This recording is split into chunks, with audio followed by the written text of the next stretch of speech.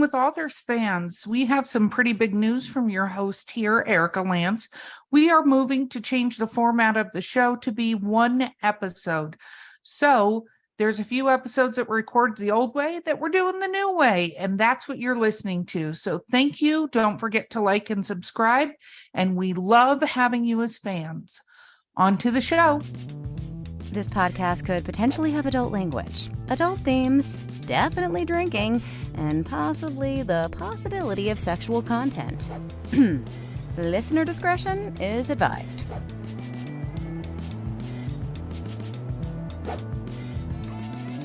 Welcome to Drinking with Authors, the podcast. I am your host, Erica Lance. With me today, as my co-host, who's probably not going to behave well no matter what I try to do, is Valerie Willis. Never. And our guest today is James S. Peet. Woo! Welcome, Woo! James. Woo! Howdy, thank you for having me. Absolutely. I'm totally stoked to be here.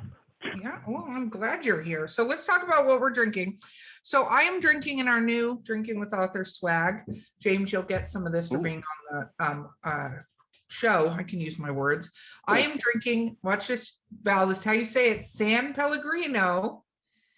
Yes, San Pellegrino, that's how you say it. I never can say it right. I sorry. know. It's just, I'm always going to hash every name, every anything that you should hear what she calls this. It's pronounced hysterical. the way it's spelled, forget it.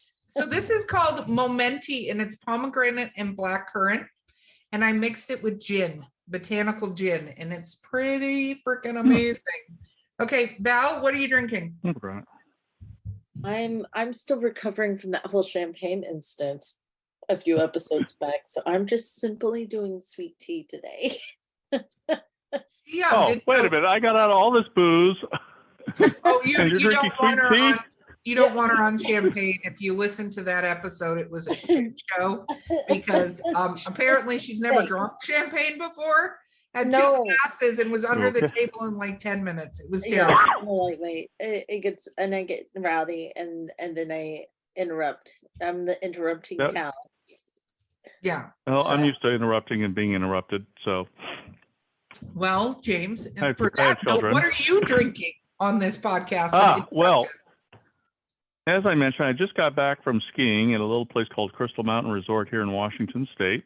And so I'm trying to hydrate. So first off, I actually have a plethora of beverages on my desk here. I am drinking Coors Edge because it's non-alcoholic, and well, I don't need to get hammered at 2 in the afternoon our time. And I have, of course, my obligatory REI bottle filled with water because Pacific Northwest REI. Let's see, but my first drink of choice is Lafroig out of Scotland. Ooh. So, and this is the 10-year Scotch. So I like to show that. And of course, I'm drinking it in a Maker's Mark glass because I won the Maker's Mark in an auction or something like that. And I don't really like Maker's Mark because it's not Scotch. So, I don't like it. And to top it all off, it's not Scotch. Scotch. Ed, I'm finally doing the sparkling ice, 0 calories, and well, I don't do sugar, so I have to drink something. So I have this plethora of beverages here, and I'm sure I'll be drinking throughout the entire time. Oh, yes, I almost forgot. Johnny Walker. Like I said, I came prepared. Silly with my gin and my San Pellegrino now. I'm like, do I need to go up and get some bottles? I can do that. Oh my goodness. Okay, so for the audience at large here who may or may not know your work, what do you write? I write amazing work. Actually, it's okay. I write in the multiverse, or actually on parallel worlds. Let's see, the best way to describe it is imagine that you could open up a portal to a parallel Earth, and there are no other people there, and it's all yours. What would you do? And so that's what most of my series is. I have 4 books out right now, 3 in what I call the Core of Discovery trilogy, and 1 in the Chronicles of Hayek trilogy, with number 2 on the way for that, and number 4 on the way for the other one. So you want to ask a question. When did you start writing? I published my first novel in 2017. but it was an idea that I've had for a long time. I mean, I was not one of those kids who wanted to write or wrote all the time or doodled in their notebook or anything like that. I was more of the active type. Let's go camping. Let's go fishing. Let's go shooting. Let's go do something, that doesn't involve sitting down other than reading. So I wasn't one of those kids who wrote for pleasure, even though I was on the school newspaper, and one of my first jobs was as a cub reporter for UPI, covering the 8th Asian Games in Bangkok when I was a high school student there.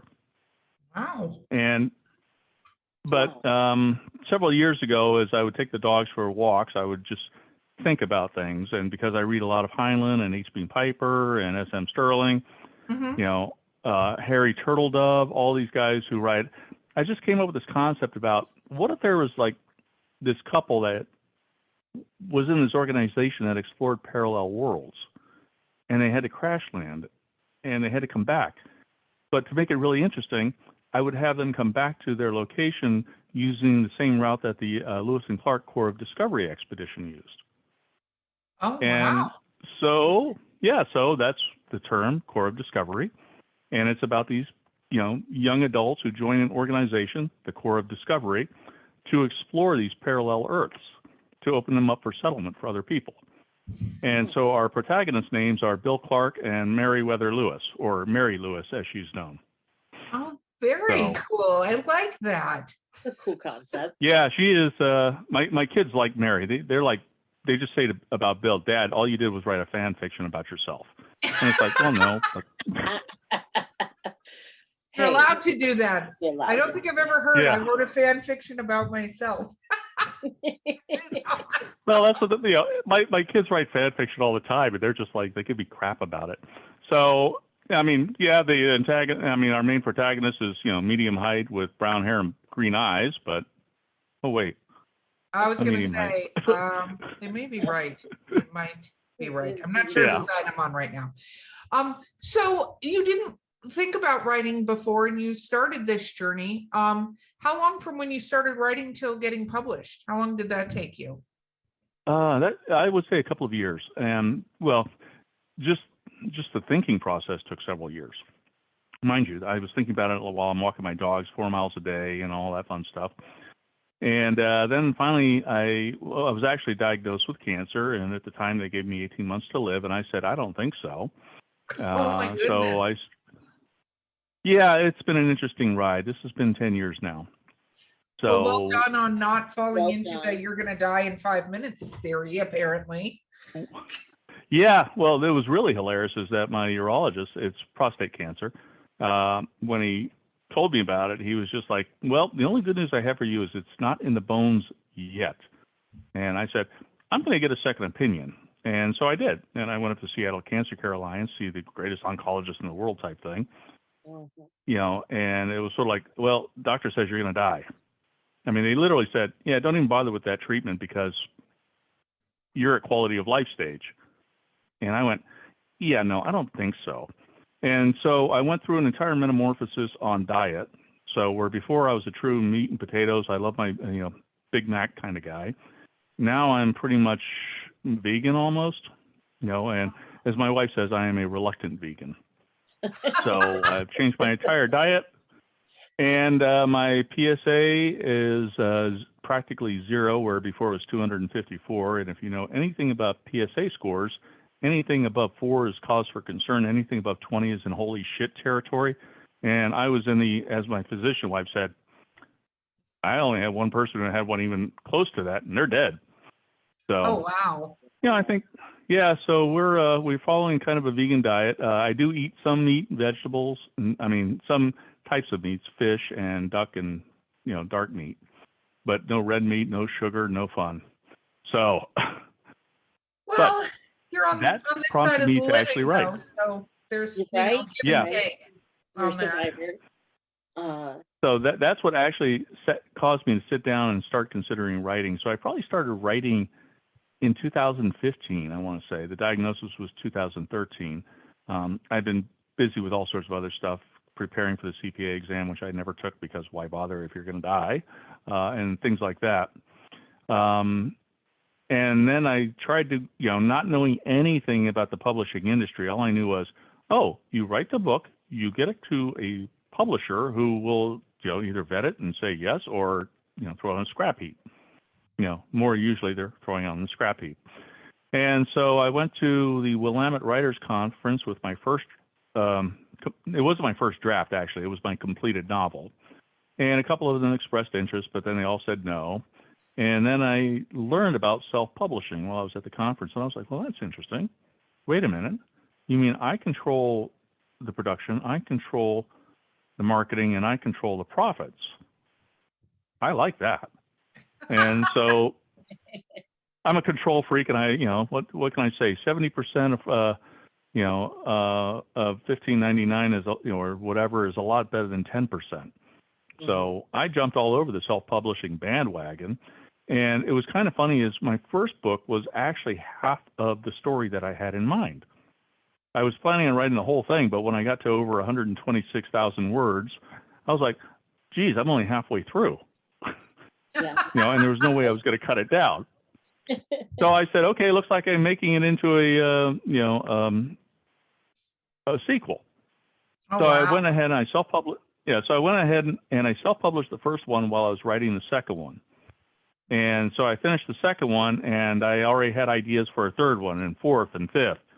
So I've actually been working on those, and I got the third one out.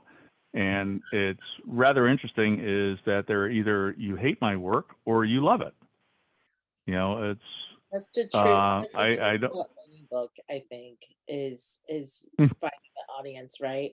And then not every book is meant for every reader either, and vice versa. Well, No, that's exactly it. I mean, I have friends who publish books in crime and mystery and everything like that, and I'm just like, I don't like that stuff. I was a cop in real life. That stuff is. But you were going to say. I was gonna mention, because you talked a little bit before we went on air. So you were a police officer previously? Among many things, yes. I was gonna say, so let's go down a little bit of a list here, because you've had kind of an adventurous journey, right? So where do we begin? And then we get to author. So let's do our jumps here. Here we go. Okay, here we go. Condensed version of James Peet's bio. I was born. I'm alive. Actually, I was born in Baltimore, Maryland, although, I've never really been there other than when my dad died to go to Johns Hopkins while he died. But my dad joined the government, and so we got to travel around the world on government dime for the first 18 years of my life. And so I got to live in Panama, Germany, Liberia, Laos, and Thailand.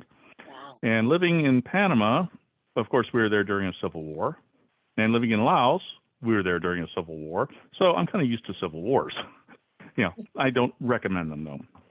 And so let's see, I first came to the U.S. really to live when I was 12 years old, and we moved into a small town of Culpeper, Virginia, which was the quintessential Southern town at the time, with the "you ain't from around here, are you, boy?" mentality. I mean, it really was. They, the statue, the Confederate soldier facing away from the North, the whole thing. I mean, even to the point where people would provide me with KKK literature in the school. Oh, Not the teachers. It was just the kind of crap that went on in the 70s in the South.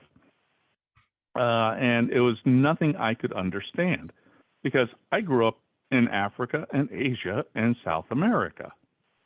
People are people. We all have hopes and dreams and aspirations. And the only reason you shouldn't like somebody isn't because of their color, but because they're an asshole. So That's very true. So anyhow, 4 years in Culpeper, I couldn't wait to get out, and we moved to Thailand. And that's a funny story, is my dad actually had the opportunity to get a posting to Australia, but because I was in the middle of the 10th grade year, he didn't want to pull me out of the 10th grade to move to Australia, and I blew a gasket. I'm like, do you know how much I hate this place? So instead we wound up going to Bangkok, Thailand, and you have to understand is that when I was living in Laos, going to the American School of Vientiane, the International School Bangkok were our arch enemies. And now I'm going to ISB. And I had the time of my life.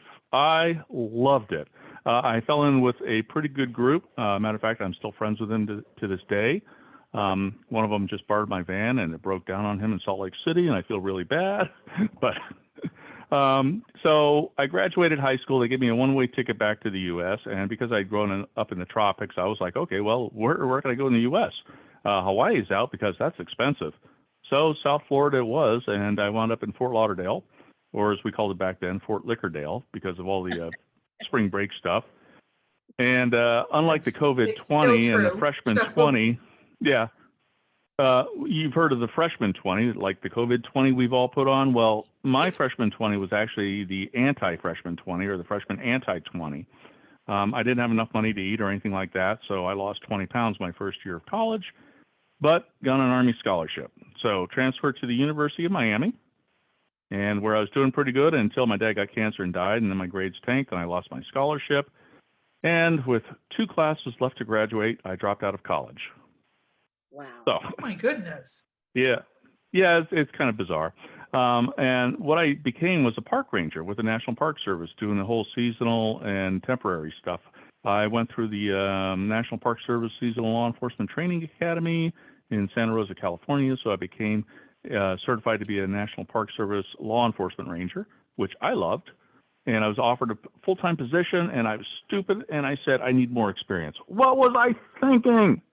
Okay, Oh here's a my tip, folks. goodness. Anybody offered a job with the NPS, do not think. Just say yes. Go. Yeah. It is the greatest job I ever gave up. I mean, I regret it to this day. You know, but life is like that. You have lots of regrets. You make stupid decisions, and you live with them, and you move on. So for a short time, I worked at the Smithsonian Institute while I was looking for full-time employment as a police officer, because one of the parks I had worked at, my manager was like, you're more into law enforcement than you are education, so maybe you should be a real cop. And so I became a cop in Alexandria, Virginia, and I lasted about 3 years. It is not a job for the easy, faint of heart, or those who are timid. And, well, I was not timid. If anything, I'm a little aggressive at times. But yeah, I realized it wasn't for me. I got that book, What Color's Your Parachute? And I determined that what I wanted to do was teach, which is kind of funny considering my previous supervisor had said you're more of an enforcer than an educator. Oh, wow. And but I don't like kids. So if you don't like kids, where do you teach? Well, College, technical schools. I was going to say technical Exactly. schools? Yeah. Well, me thinking, oh, well, I guess university. So that requires getting a PhD. No. So, but one of the funny things about that is I remember my corporal one time asking me, we're sitting in the middle of the project surrounded by, just poor living conditions, just not nice. And he's like, so James, are you glad you became a cop? And I just turned and I looked at him, I said, Ray, I wish I had never left the Park Service. Oh, wow. So, I mean, that's how I felt about it. So anyhow, I left, I quit police work. I moved to California. I worked for about a year living with a friend of mine from college, and got into Cal State Hayward for my master's program in geography. Oh, by the way, forgot to mention, I did finish up my degree as a guest matriculate while I was a cop. Wow. Yeah, I'm not stupid. I didn't just leave school. I actually took a leave of absence. I did it officially. So, Wow, and they good. allowed me to do that. Yeah, so fortunately, Cal State Hayward had this wonderful geography department chair named Herb Eder. And Dr. Eder was one of those guys who was a firm believer in second chances. And he saw my grades, which had tanked. I mean, I graduated with a 2.04 because when your dad dies, when you're 21 years old, it kind of mentally messes with you. Oh yeah. So, and so did ROTC at the time. So he let me in, and I did well enough that I got admitted when I applied to PhD programs. Of the 4 programs I applied to, I got into all except for the worst one in the nation. Oh, wow. Which I thought was funny. That's ironic. Yeah, so I got in. Well, it was really hilarious. I got into a top 10 program, into a top 25 program, but the bottom 1 program rejected me. So I moved up here to Washington. Actually, before I even got admitted, because while I was at my best friend's wedding in Texas, I kind of met a girl, like in the wedding party, because I was the best man and she was the maid of honor. And she caught the bouquet, and my mother pushed her to catch the bouquet. And I fled from the room when they were tossing the garter, because I was like, single. I'm single. No kids. Single. Don't like kids. So we're about to celebrate our 27th anniversary this month. Oh, wow. Next week. Congratulations. Thank you. Yes, it's not always been easy, but it's there. We have 2 kids. My oldest is a EMT just starting. She is trying to figure out life. She takes after her father, unfortunately. I wish she took after her mother, but my wife had it figured out. 18, go to college. After college, go to medical school. After medical school, well, spend 4 years in the military and get PTSD, and then move on from there to family practice. So, wow. Anyhow, youngest daughter just graduated from DigiPen Institute of Technology, which is the world's best school if you want to go into game development. I don't know if you guys have ever heard of it, but it's just a phenomenal You school. would have heard of it before I would have. Yes. I started a bachelor's in game design and development, and then realized my passion was more into the books and the technical writing side, and kind of there. And similar to you, sir, it took a cancer scare to remind me that I kind of wish I had finished or explored that book idea I had back in high school and circled back that way. So I feel that big time. And it's crazy that sometimes life throws us curveballs like that to make us stop and take a breath and reevaluate who we want to be, as Erica puts it, when we grow up at any given stage of our lives. So I resonate very with that. Yeah, unfortunately, too many people are just too busy chasing a buck to think about what really matters. And I was probably one of those, and it was just a wake-up call. Well, and we're, as a society, it's actually interesting because having done HR, and then after this we'll take a quick break and come back, but having done HR for so long, I talked to high school students and college students and volunteered at those all the time. And you're told, get a good job, have it make lots of money. Like, you're not told to chase your passion. You're also not taught necessarily, unless your parents do it, because schools don't do it, that if you buy stuff, like you want that car, that's great, except for now you're beholden to that car. So if you do want to, like, you get a high paying job, if you do want to change what you're doing when you want to grow up again, right? It's not easy, because most of the time you have to start again at the bottom, right? But you've made bills, house bills, car bills, whatever bills, up to this level. So you're stuck. So I always tell people, I'm like, get a cheap car if you need a car. Don't go buy the biggest house in the world, and find a way so that if you do decide you hate what you're doing, then you can do something else, that. And I think that we don't teach kids enough that.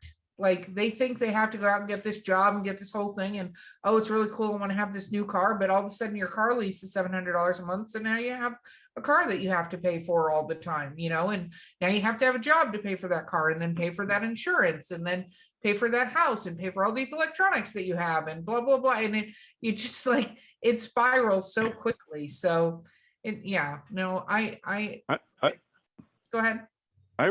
I agree with you 100%, so much that with my kids growing up, I've always told them, don't buy anything that you don't need. Don't buy a house that you can afford. Buy a house that will fit your needs. They're fortunate that their grandmother recently passed away and left them each with a sizable chunk of change that when they turn 30, they'll get it.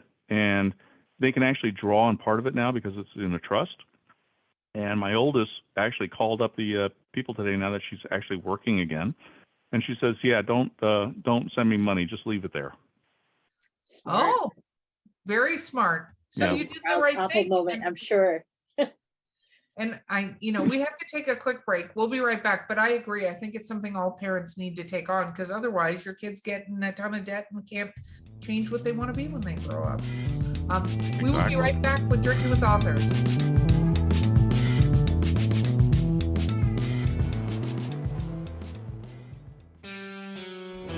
Hey, listeners. You know me, Erica Lance. You're just listening to me in the podcast that you have. But guess what? I'm doing something new. Yeah, she's joining me, Mark Muncy, the author of the Erie, Florida book series in Erie, Appalachia, and we are hosting a new podcast called Erie Travels. Woo-woo! Erie Travels, which covers things like ghosts, cryptids, weird stuff, UFOs, Men in Black, all kinds of fun things that people talk about, and I'm sure you've discussed with friends. Yep, and you can listen to us on your favorite podcast platform of choice, or find us at eerietravels.com and join in the fun and all the spooky goodness. And of course, Mark, what do we always say? We'll see you on the other side.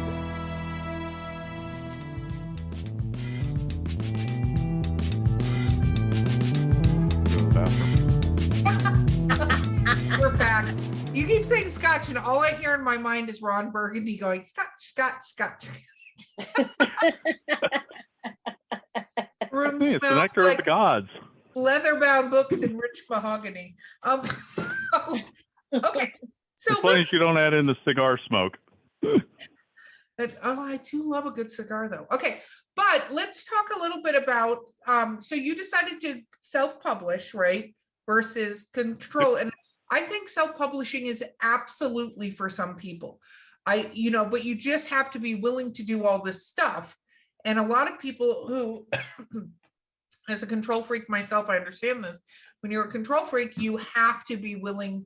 You have to go, I don't want to leave anything in anyone else's hands, because it can be more frustrating, regardless of profit amount, doing that if you want to control everything. But what was the first thing that kind of shocked you when you went, that's it, I'm going to go do self-publishing?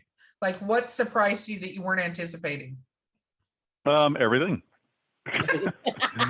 It all hit him out of the left field. Well, when you don't know anything, you don't know what to expect. And all of a sudden you're like, oh, I had already gotten an editor, and she was a copy editor. I'd already been through beta readers who had helped me winnow my book from 126 to 102,000 words. I still miss some of those parts, though. I like those parts. But it was, cover design, formatting your books, trying to get it out there, getting those first reviews. Where do you advertise? How do you connect with people that want to read your book? And I've come up with the kind of philosophy is that I write in a kind of specialized genre, parallel worlds, alternative history. There are not a whole lot of authors writing that kind of work, but you have a fan base. If I can tell you right now, my fan base, if they knew about me, would be like those who read S.M. Sterling, his Conquistadors, Lights of Fire, or, Island in the Sea of Time series. John Ringo with the 1632 series. If they like Harry Turtledove, H. Beam Piper, and there's an author out there, S.M. Anderson now, who's written something similar. See, a lot of these people you mentioned have been on our show, so we know exactly who you're talking about. Yeah, I was like, and they were on, and they were on, and they were on. So. I don't doubt it. Yeah, and like even a friend of mine, Kevin Eikenberry, has just published one of the parts of the 1632 series. He did a book called The Crossing. So here's a plug for Kevin. But yeah, it was like all of these things. Cover design. Who knew that much went into cover design? And that, and it's like, so much weight on how successful you are on certain vendor sites. It's nuts. Mm-hmm. It's so nuts. But my first cover, I had my daughter actually do the rough draft on it, because this was before she started her getting her BFA in digital art and animation at DigiPen. And so I sent it up to the artist in Vancouver, BC, and I didn't realize how expensive that was. And that was clearly at the very early beginning stages of my learning curve, because I paid over $2,000 for the artwork, which, hold on, I have yeah, to hold as on an to indie. That's a lot. Oh my God. Sorry. Yes. Yeah. Remember, learning curve. Mm-hmm. And actually, if you don't mind, I'm going to pull up my cover. Please do. It's a piece of art that you have the full rights on. It can skyrocket. Yeah. Let's do the Well, review. I don't have the full rights. I only have the rights for publishing the books and for marketing, posters and things like that. So Okay. I can't put it on cups or mugs. So this is the original one. Oh wow. Which, oh, wow. Remember the theme of the Core of Discovery and Lewis and Clark? Yeah. If if you've ever been out west and you've seen the trail signs, I want you to look at the drawing of the two protagonists here. It's based on those signs. Very cool. So, and this is the last one I have of this copy, and somebody actually ordered it. I'm just waiting for the money to come in before I send it to them. But that, I was like, I can't afford that kind of money for every one of these books. And so I started looking around. I found another artist in South Africa, and she did the work, but it was like, it's okay, but I don't really, really like it that much. It looks kind of cartoonishy and campy. And I mean, for what I paid, it was inexpensive, and she did okay work. It wasn't where I wanted it to be. And I have one buried here. I'm not going to pull it up because let's just say that I like her. I like her work. I like how fast she got things done, but I'm happier with the newer covers, just because I have a new artist. But So that was the big one. What is the what's new that? cover? Do you Where's have a the new new cover one? to show us? We need both. I mean, if you're Yes. sharing. We want to YouTube we episode. like it Let's- when people share. This is the advantage of those who are watching us on YouTube. They get to see all the things. Yes, dun, dun, dun, including Okay. boxes stacked up in our office. Real quick. This is the cover for the third book that was originally done by the second artist. Okay. Compared to the next one. Oh my God, that's so much better. Yes. A little more depth. Exactly. Yeah. This one was acceptable. I mean, it had everything I wanted on it, but it wasn't where I wanted it to be exactly. And I felt that the artist probably couldn't expand beyond that. And so when I found out about this author, Keith Draws, by the way, is his nom de art, I guess. I love his work because Keith will read the book and he'll say, is this, what kind of cover do I think should be on here? And he came to the same conclusion I did, is that having the flying car shooting at the German freighter was the best cover, That's concept. awesome. So, but bear with me for a second because they're all buried here. That's okay. It's your Okay. podcast. It's okay. We will wait for you. Yeah, exactly. That's what we do here. All righty. With authors. Yes. Here we Okay. go. The new Surveyor cover. Oh I don't wow. know. Ooh. So That's you've got awesome. the Smilodons, the plane crash, all that fun stuff in there. Yeah. So I love this cover, clearly. And the follow-up one, I don't have the original because I've sold out of all of those, but this was the second in the series. Ooh. Nice. I like it. So yeah, that's I love his artwork, and I will continue to use Keith. He is far less expensive than the first artist, but twice as much as the second, but I like the work. Well, But yeah, so to Val's point, a cover sells a book, like that's just the truth. You have to have good covers on your books. yeah, You it's like you can't judge a book by its cover, but they do. They do. They do. Yeah. Marketing says otherwise. Yeah. So that was my biggest learning curve on that one, and trying to find that price point that is you're still making a profit. Mhm. And this is not a full-time job for me. I mean, I have a full-time job. I do financial crime investigations as my own self-employed forensic accountant. So what is that like? Because you have the word forensic, so everybody automatically, I think, goes to CSI, dun, dun, like Law and Order, which things. But that's not quite what forensic accountants do. So, what does a forensic accountant do? well, we don't see Marge Helgenberger, the redhead from. Yeah. So, but forensic just means for the court. That's all it really means. So anytime that somebody throws out the word forensic, it means that their work could actually be used in litigation, either in a civil or a criminal trial. So the kind of accounting I do is a little different than most. When most people think of accounting, the way I like to describe it is there are three things. You have an accountant, you have a bookkeeper, an accountant, and an auditor, and then to follow them all up, a fraud examiner. And I am a certified fraud examiner. But the bookkeeper just enters stuff into the books. They maintain the double entry book so that everything's there. The purpose of the accountant is to understand the laws as they relate to accounting and be able to apply them in the bookkeeping and to ensure that the records are maintained properly.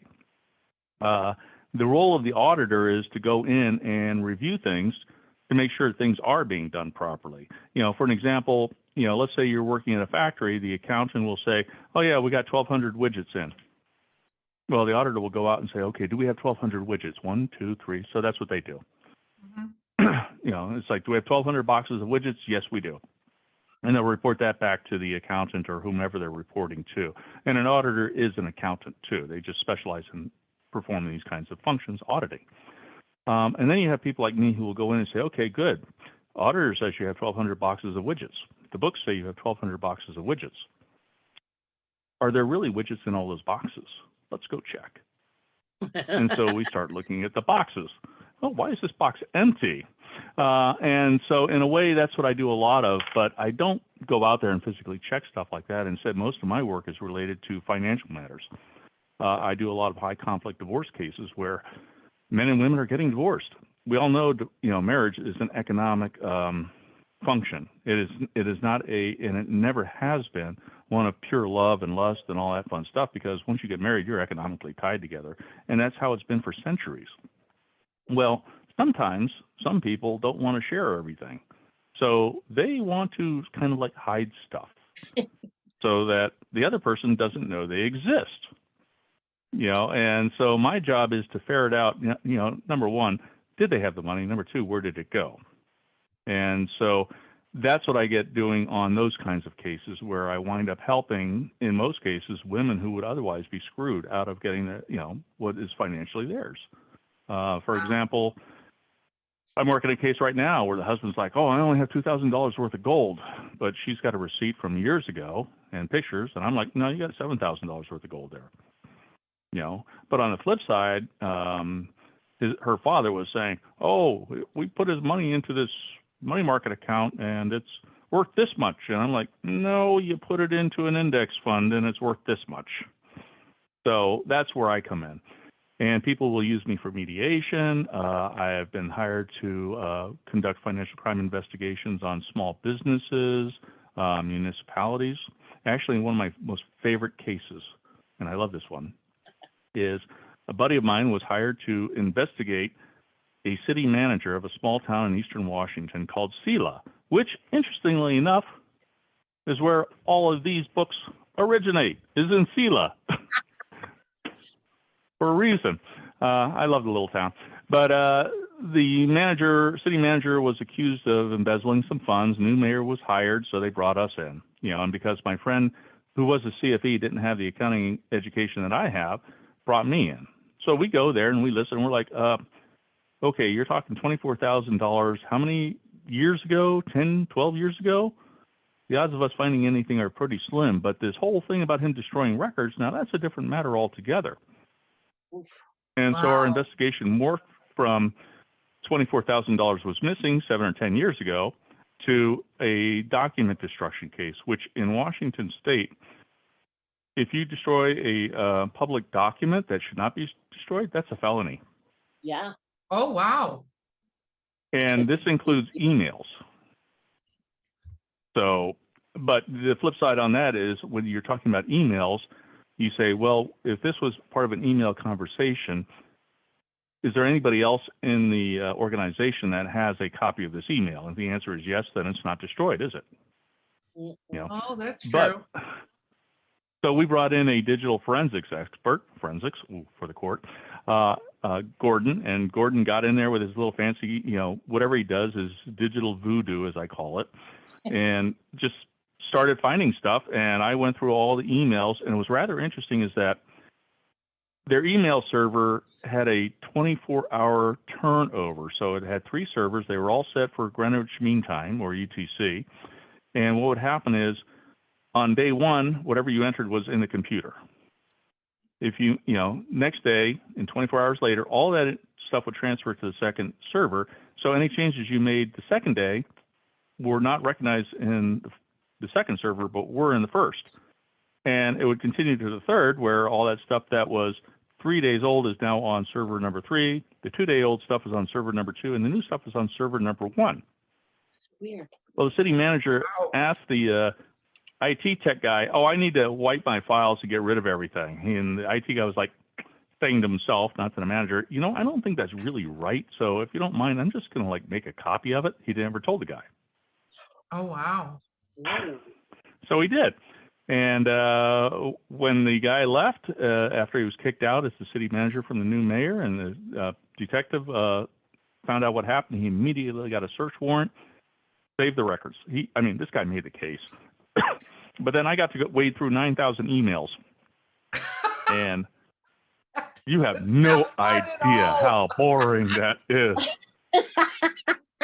I just had to go through 256 yesterday, so I feel you.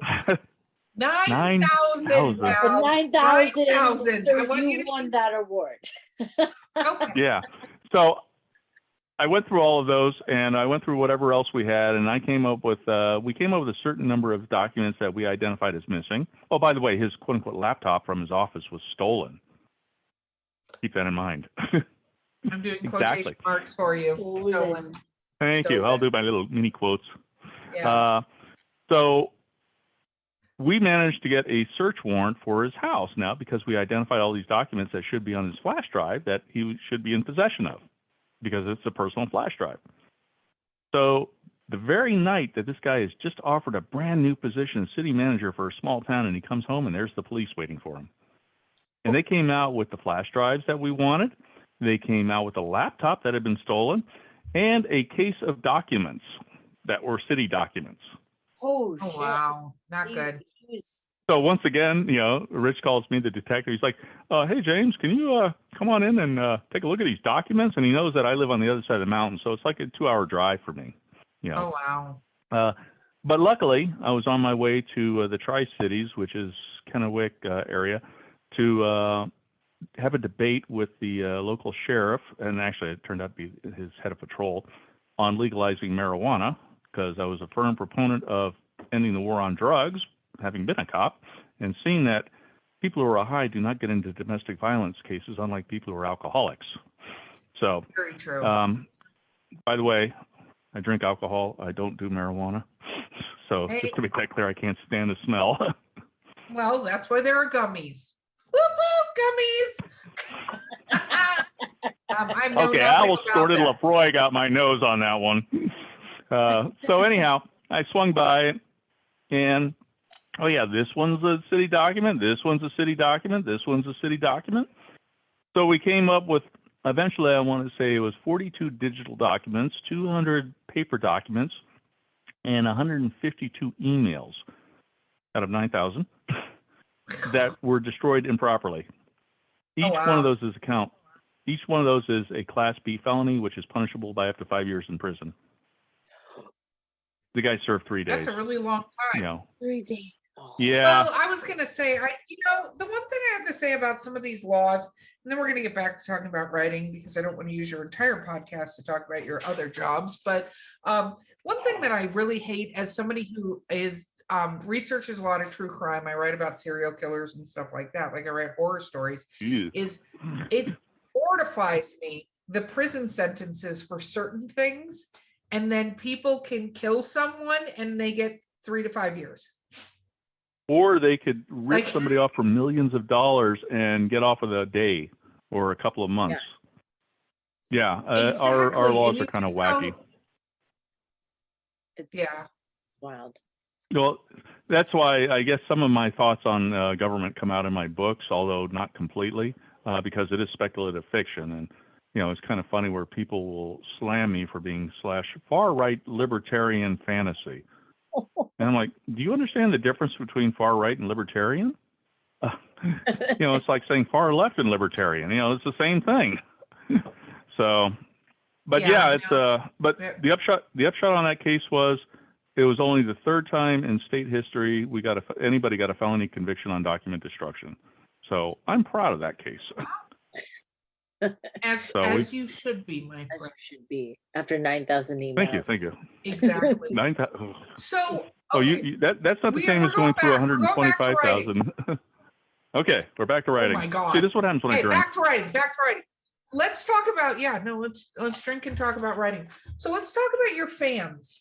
So what was it like when you posted the book up? What was it like getting your first real review from somebody that you didn't know?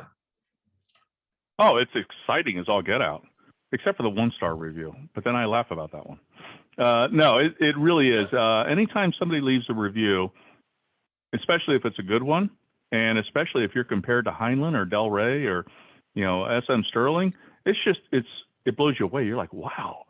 I mean, the fact is, I got nominated for the Prometheus Award this year. Do you know who's been nominated for that thing? Yeah. Yes. I mean, Kurt Vonnegut, S.M. Sterling, Heinlein, John Ringo. I mean, it's like this endless list of greats. And I'm like, what? You just can't believe it because you're like, I'm just like a little tiny writer here, just like a little brain thing coming out and just vomiting onto my Scrivener.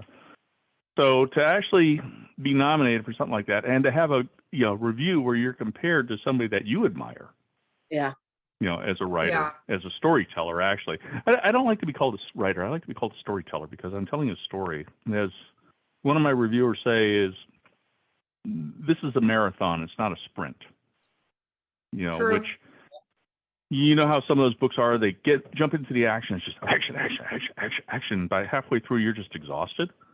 My books don't leave you that way. But some people will find them slow because they're written in the kind of, this is a story, this is life, and I'm developing my characters to people you either like or don't like, and of course my characters are, all my protagonists are just totally awesome people because of course they are, You have a great story and you have to share it. Yeah. But the funny thing is they also have, I was going to say, we talk about that all the time that, don't worry whether or not your readers are going to like or dislike the story that you want to tell, right? Because let's take Tolkien. Everyone knows Lord of the Rings. It's all over the place, but you either love it or you hate it when you read it. Either you see this grand adventure and you're so about it, or you just like, would he stop? There's so much walking and so many trees. Like, it's all in the type of reader you are.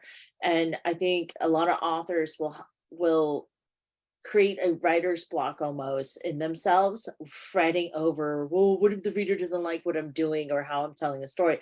Don't worry about that, baby. You write and tell your story the way that it feels right, and then you will find the readers, and the readers will find you with the right assistance if you have to, get a marketing consultation and things like that. There's so much you can do in the aftermath, but don't derail your efforts. You said you just write to an audience that you think exists. Write your stuff and find your audience. Yes. Well, that's exactly my philosophy. Whatever that was, Erica. You're welcome, Val. Drunk Erica. Yeah, that's literally my writing is I write the stories I like. And put it bluntly, I read my own work. Like after a year of publishing, I'll just sit down with the books and go through them. And and that's when you find all the typos and everything like that still snuck through. But yeah, I mean, I think they're a good story, and that's why I write them, and that's why I like them. And if other people don't, well, you're never going to please everybody. I'm very proud of my 1-star review, by the way. It makes me laugh all the time. So on one of the books, I think it's hysterical. Because people aren't going to like it, but they bought my book, so go team. Amazon verified. Exactly, I made money. You gave me money. Thank you. You can say whatever you want. What about have you been able to meet fans in person? Have you done events where you've gone and signed books? I have done events. I presume you guys are familiar with the whole 20 books to 50K group on Facebook? Oh yeah. Okay. And they have a conference every November in Las Vegas. Correct. And it's 20 Books Vegas. Well, I've been there and I've sold the books there at the table there where I haven't met any fans because, to put it bluntly, I'm so new, people don't know me.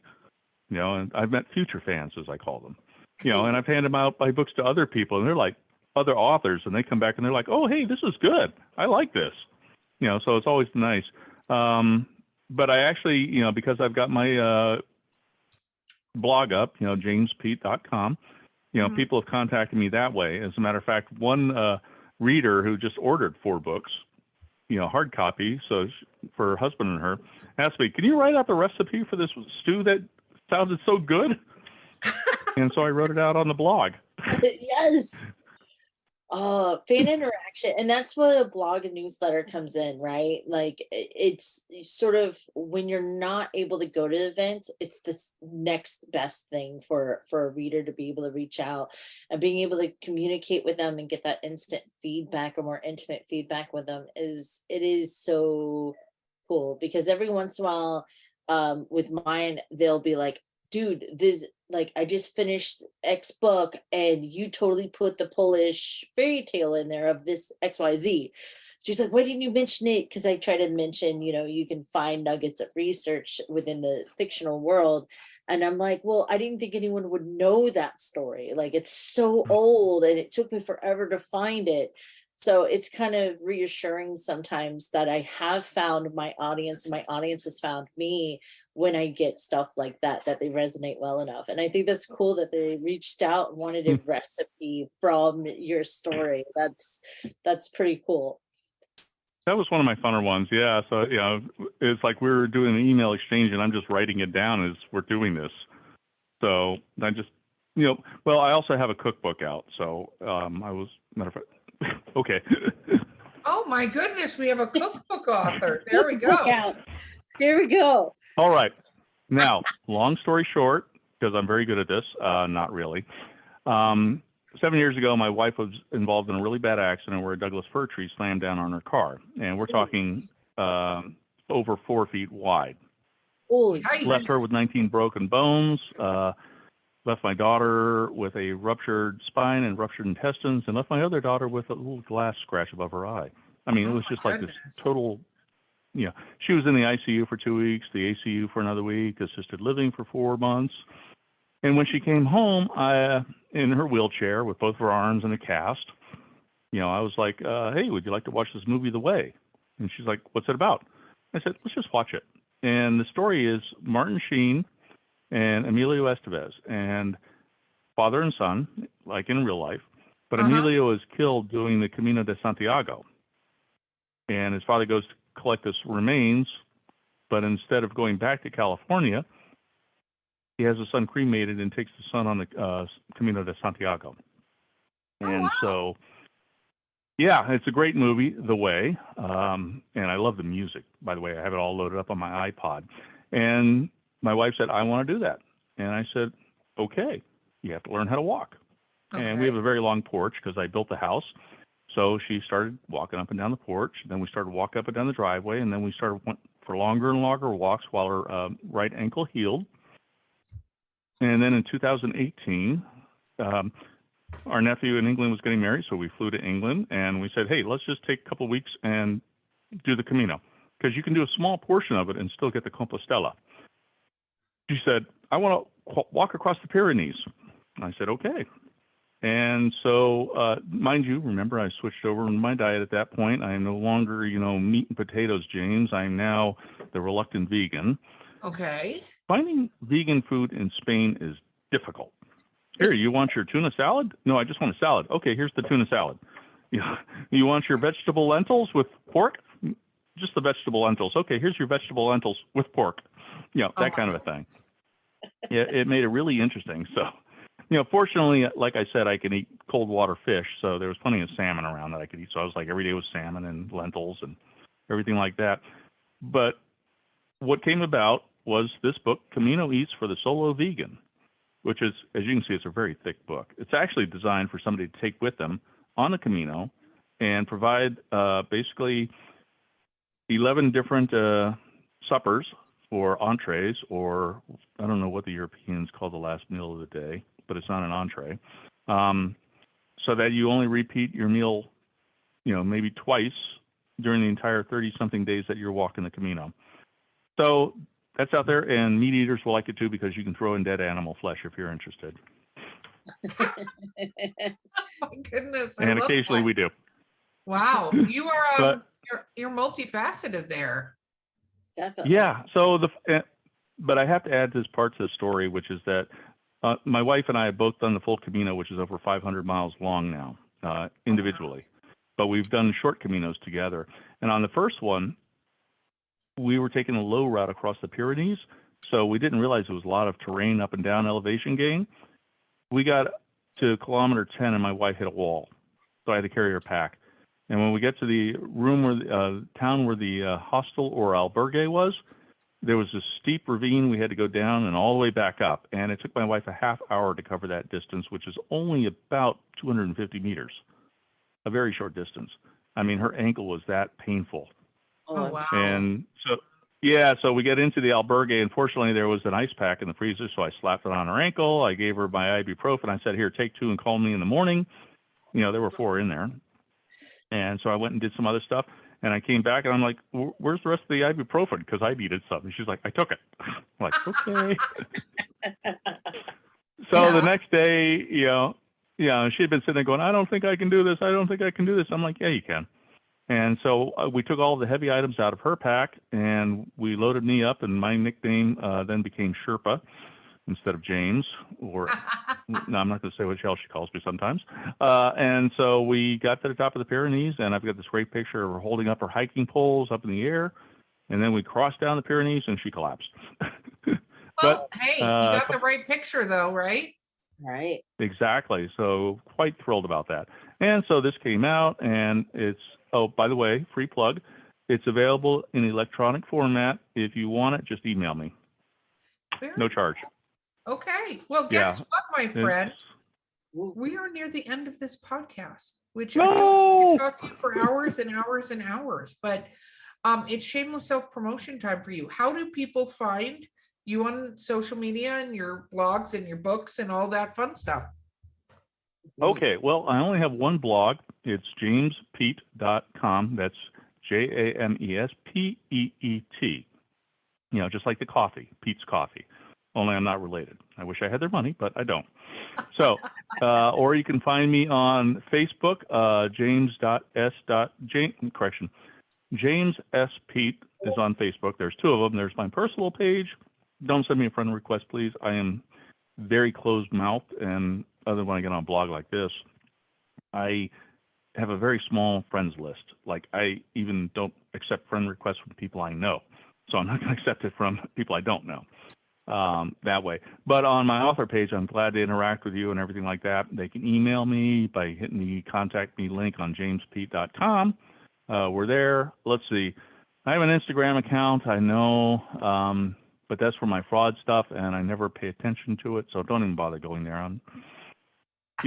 As my wife says, I am a gregarious loner, so I'm just like holed up here on top of my little mountaintop, with my Lafroig and my Johnny Walker and my Coors non-alcoholic. By the way, they have outstanding non-alcoholic beer in Spain. I love it. Nothing like walking 25 or 30 kilometers and having one of those. Very cool. So, unfortunately, I don't really have a newsletter yet. I haven't reached that stage because I'm still in the process of a book a year. I'm trying to pump that up, but my work and family and just the fact that I like to travel. I mean, I'm going to New Zealand in 2 weeks for 6 weeks. So, Wow. Yeah, it kind of takes away from writing. But if you follow me, I do post. I post good recipes on Mastodon, Stu. Very cool. Oh, I saw the pupper. Yeah, I was going to say the puppy came and stretched for you for that. Looks like a demon puppy with a reflection in the eyes. Well, James, that's okay. Fantastic. Go ahead. What's that?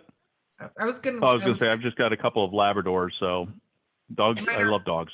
Mine are English Shepherds, puppies. Oh, okay. So I just see a white and black blob. Yeah, he looks like a cow, but he's an English Shepherd. So, but it has been fantastic having you on the podcast. Thank you so much for being here. Yes. Well, thank you for having me. I feel honored. I mean, to be with all those other greats. But I'm not a great yet. But I will be, because I want your fans to download all my books and give me great reviews. I have a saying, which is, if you don't like my book, just leave a 4-star and a good review. I love it. If I you love really it. don't like it, leave 5 stars and a great review. There you go. Perfect. Guys, this has been Drinking with Authors. I've been the host, Erica Lance. I remembered my name. My co-host today has been Valerie Willis. Be sure to like, share, and subscribe, and hope to see you on the flip side. And we will see you guys next time.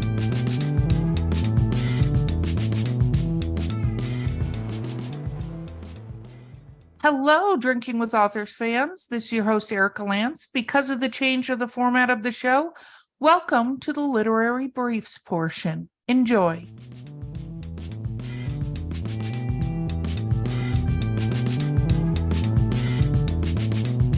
Welcome to Drinking with Authors, the Literary Briefs edition. I am your host, Erica Lance. My co-host today, who's being sober, is Val Willis, still not under control. And our guest today is, see, that's what I mean. Interrupting cow, moo! Is James Peet. Woo! See, that's how we do that. Welcome, Welcome, James. James. Okay, let's talk about what we're drinking real quick. Val's drinking stupid tea, so I'm going to skip her. I am drinking my San Pellegrino Momenti pomegranate and black currant with gin. I only have a little bit left, so that's going fabulous for me. She just wants to show off that she can pronounce it and I can't. That's San all. Pellegrino. James, what are you drinking? Well, currently I'm having a little bit of Johnny Walker Black Label. I'd like to have the blue label, but this is affordable. And because I just got done skiing, I'm also hydrating with some non-alcoholic beer and water and ice, and I had a Lefroy. So yeah, I have a whole I have a bar on my desk here. I love that. Okay, you ready for some rapid fire questions? Just for today. Yes, I'm ready. Okay, what is your favorite book of all time? Tunnel in the Sky or Starship Troopers, with also a caveat, S.M. Sterling's Island in the Sea of Time and Conquistador. Conquistador is probably one of my favorites. Oh, and Michael Z. Williams. I have too many. Okay, The Weapon. yeah, no, you kept going. What about your least favorite? Probably anything by Jane Austen because I've never read any. Only by I'm not. There are some people that absolutely love Austen. Again, that's that fan base. It goes so slow to me. It's painful. I cannot do it. It's the worst thing in the world. I like pining, but I have to have action in between. Yeah, no, it's too much. There's too many stolen glances. It drives me freaking crazy. Okay, what about your favorite book that was made into a movie or a TV show? Oh, wow. Starship Troopers, which, interestingly enough, I know that the book has one set of reality as it relates to politics, while the movie diverted and made it sound more authoritarian than it really was. I mean, it was just actually completely opposite, but it kind of followed the plot line. So I thought it was actually pretty good. Oh, I love Starship Troopers. It's cheesy as hell, but there are some very good moments in it. What about your least? Which one did they do bad at adapting from book to TV movie or visual format? I'm not sure. I like them all. I even liked how they changed from electric android to electric android's dream of electric sheep to the Harrison Ford movie Rainfry androids. Blade Runner. Yeah. Sorry, I know the original title. No.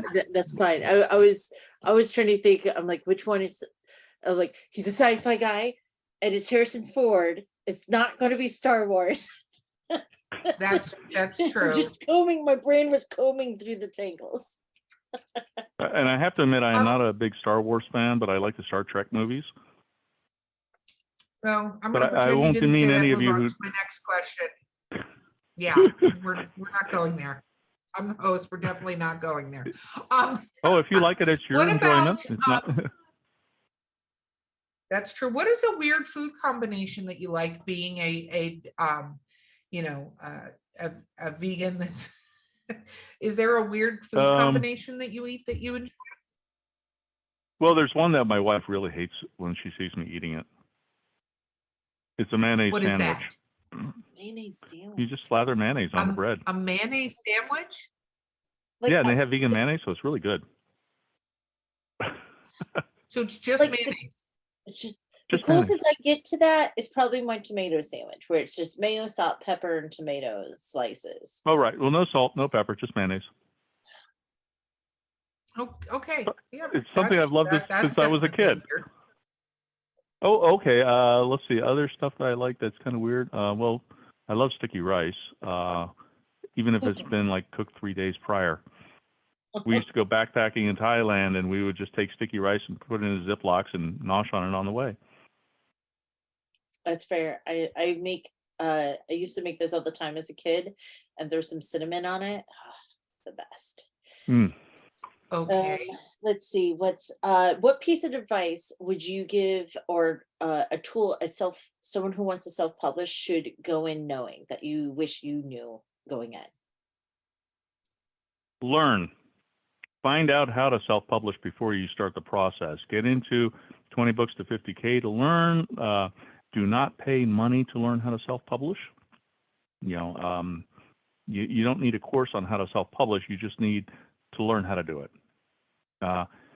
And I'll say that's the biggest thing. Learn, read, study, learn. Educate yourself. Watch YouTube videos. That's the best thing I could recommend. And get your ass in the seat, your fingers on the keyboard, and write. I love it. Let's see. What if you could be any kind of mythical or fantasy cryptid creature? Which one would you be? A unicorn.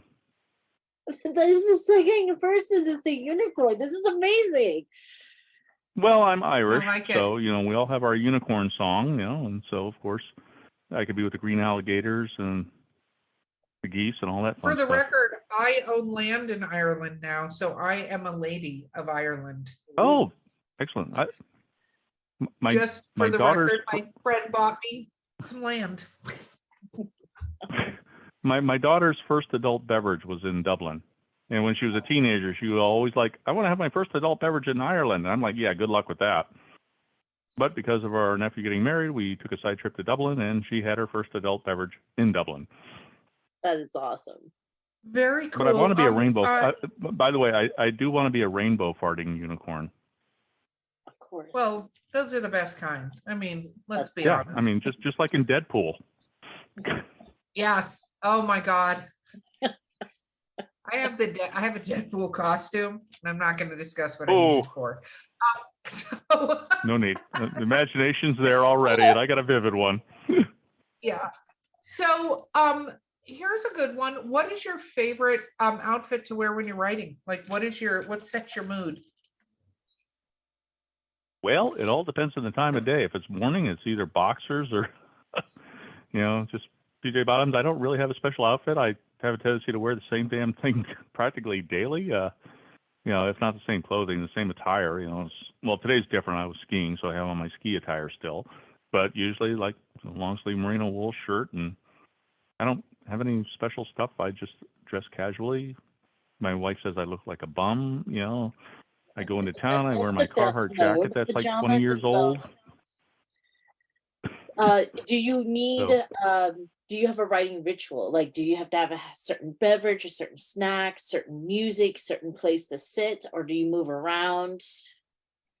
Well, I've got my Scrivener loaded on my desktop, so I have to sit at my desk to write. But I also have a little mini laptop, a Zeus mini transformer, I think it's called, which I travel with, and I also write on that. So if I've got free time, I just sit down and write. I mean, I was in Hawaii. I sat down on the lanai in the morning when the rest of the family was sleeping and knocked out a couple thousand words. One time we went to, I forget which building it was, somewhere in New York, some big tower that everybody is like in some movie or some, the Marvel Universe movies. No, it wasn't the Empire State Building. It was a different building. I'm trying to think of the other one. Rockefeller Center, I guess, maybe. Yes. I don't know. But because I habitually carry a Swiss Army knife, they were like, well, you can't bring that up there. And I'm like, well, I'm not going to go back to the hotel. well, you could throw it away over there. I'm like, no, I'm not going to throw it away just to visit your building. And I had my laptop, so I just grabbed a table in the cafe and wrote while the family was on tour.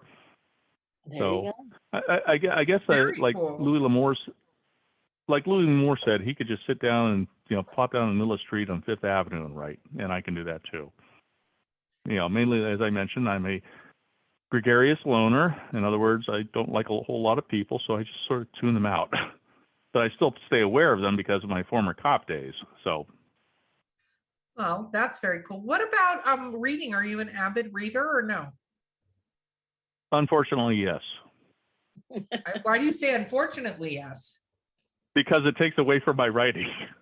Do you write reviews I of mean, what you read? Sometimes I do. I usually only give the reviews to like indie authors or authors who are getting slammed inadvertently, such as, for example, one book I read, Robert E. Lee and Me. It was about a Southern boy who recognized that, Robert E. Lee was really not that great person that everybody's told about. And he was getting slammed by a bunch of people because, Robert E. Lee is, for all intents and purposes, one of the gods of the South. And so I wrote him a review. I loved his book. I just got done reading A True History of the United States of America. And I'm tempted to leave a review on that one, even though I didn't buy it. I checked it out of the library, which is, okay, good. Well, if you're writing a historical, book, you should be rather objective. And it was clear that once we got into modern politics, this author was anything but objective, which in my mind detracted. Interestingly enough, I am not a conservative. I am not a liberal. I'm not a Republican. And I'm not a Democrat. I'm one of those people who actually thinks and will not just abide by the party line. Closest you can come to me is anti-authoritarian. But I read a lot of history. One of the greatest books, actually, that I read recently was Colin Woodward's book on North America. It's not coming to me. Joel Garreau's book is coming to me, The Nine Nations of North America, which was a precursor to this book, which explained the history of the different cultures that we have in the United States, which I incorporated in my book Explorer, which talks about what would happen if the South legally seceded from the Union, and there was no war of a rebellion. Ooh. Because what ifs Interesting. always make the best stories, especially Yes. What's that? I said those what if questions always make for the best stories or most intriguing stories. Let's see. What tropes do you find that you like to read or favor? I know we've talked in the previous podcast that the tropes that you typically write to seems to be like time travel, multiverse, or several. Yeah. So what other tropes do you find yourself resonating to? Well, a lot of alt history, as you can imagine. Space opera. I enjoy a good space opera. Let's see. I was going to say World War II. Yeah, I like to read military fiction. Okay. Let's see. What else do I like to read? And I'd have to go upstairs and look at.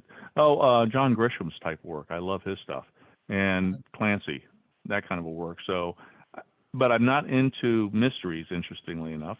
I have one of my friends from police days actually wrote a book called Apprehension, which is a police procedural book, which I enjoyed. But for the most part, I'd say the only type of mystery I got into was J.A. Jance. So yeah, pretty limiting, I guess. I read a lot of social stuff and history and economics for fun. I know that's kind of bizarre. I read a lot of mythology and ancient history and old folklores and stories. So I totally get the same expressions from my friends. Don't worry. It's not just you. If you could you read the same stuff my wife does, so if you could sit down with anyone, dead or alive, who would you love to sit down and pick the brain of or talk to? H. Bean Piper. Oh, why? He's, for all intents and purposes, after Samuel Clemens, the father of parallel universes. And how did he come up with this idea in the first place? I mean, his Paratime series, Lord Calvin of Otherwen. Why did you commit suicide when you were just starting to become successful? That kind of a thing. Wow. So Makes the you world is wonder. a far worse place without him.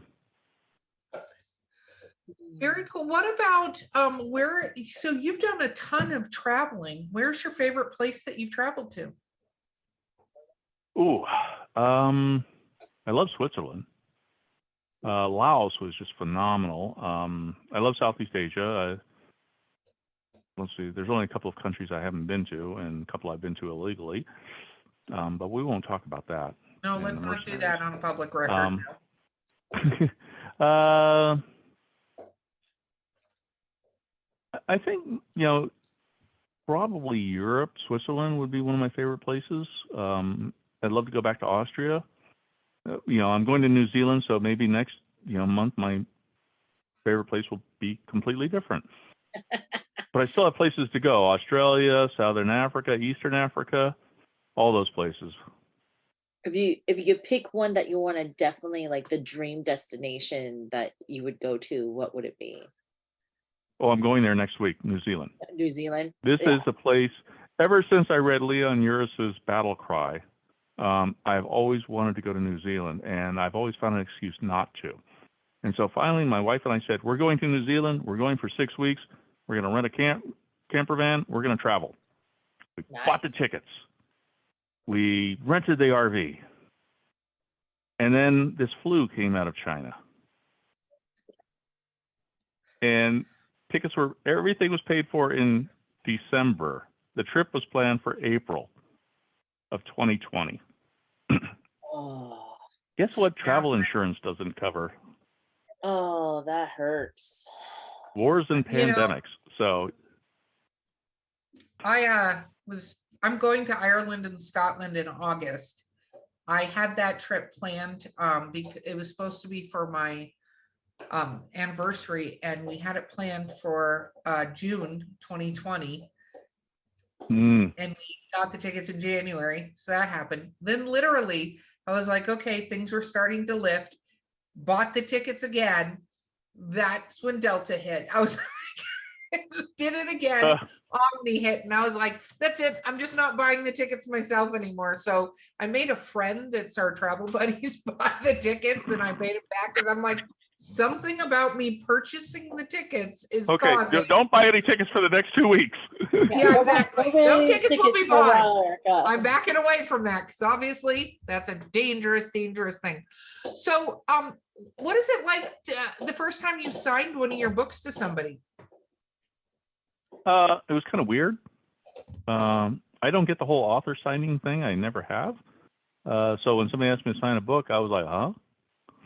So yeah, but now I do it, and I leave a little blurb. One of the lines in my novels are that are common throughout is "Stay safe out there." And so when I sign a novel to a book, it's like to John, "Stay safe out there," or James, and just a little blurb. The little Makes it more blurbs are personal, I always think. amazing. Okay, Val, final question. Final question. Oh no. Let's see. As writers, we know that every book we write, we get a bad habit, or there's a bad habit that we have as writers that we just can't seem to kick, or it evolves over time. So what is your bad writing habit that you have to catch yourself on? Oh, I've actually stopped trying to catch myself on it, and my editors finally stopped trying to pull it out. I use the word, I forget the exact word. It's something like really a lot. I use this one word a lot, apparently. And I've actually started to modify that a little bit. But we now have a saying is that when you go to edit, she's like, I've given up looking for these words. You're just going to use them. I know you're going to use them, and you're not going to change it. So that's my bad habit, is that one bad word that I use all the time. And I can't even remember what it was. If I were to pull up my emails and go look for it from my editor, I'm sure I can find it. That's awesome. Okay, shameless self-promotion time, James. Where do people find you Oh, in your wait. books? Before promotion time, the word is actually. I just remembered that. Yes. Actually, I just yeah. remembered that. See, mine So, was but actually, if you visualized. want, Yeah. Yours was mine this last finding me time. Oh, social media, you can find me at jamespeet.com. That's JAMESPEET, just like the coffee, or the boot dryer if you're a skier, .com. And if you want to email me, you just go to my blog, hit the contact me, and I'll be glad to respond. If you say something nasty or snarky, don't be surprised if you get the response like that. If you say something nice, I'm generally a nice guy. But remember, I'm a former cop, and I put up with a lot of shit, so I can sometimes pull a Larry Correa, if you will, which is you're nice until somebody's nasty. But I've never had any. Well, actually, I've had one. I've had one person, send me a snarky email, and that's it. I don't respond snarkily. I like people. One shouldn't. Sometimes. Well, James, it's been fabulous having you on the podcast with us. Thank you so much for being here. Well, thank you for having me. I've enjoyed it. I'm usually not drinking at 2 p.m, but as I told my wife, this is business. Yeah, I was going to say, the one thing I strive to be is a bad example. So well done joining me in that. Guys, this has been Drinking with Authors, the Literary Briefs edition. I've been your host, Erica Lance. My co-host today has been the amazing Val Willis. Be sure to share, like, and subscribe, and punch those buttons and tell your friends about us. Absolutely. Our guest has been James Peet, and we will see you guys next time. Woo!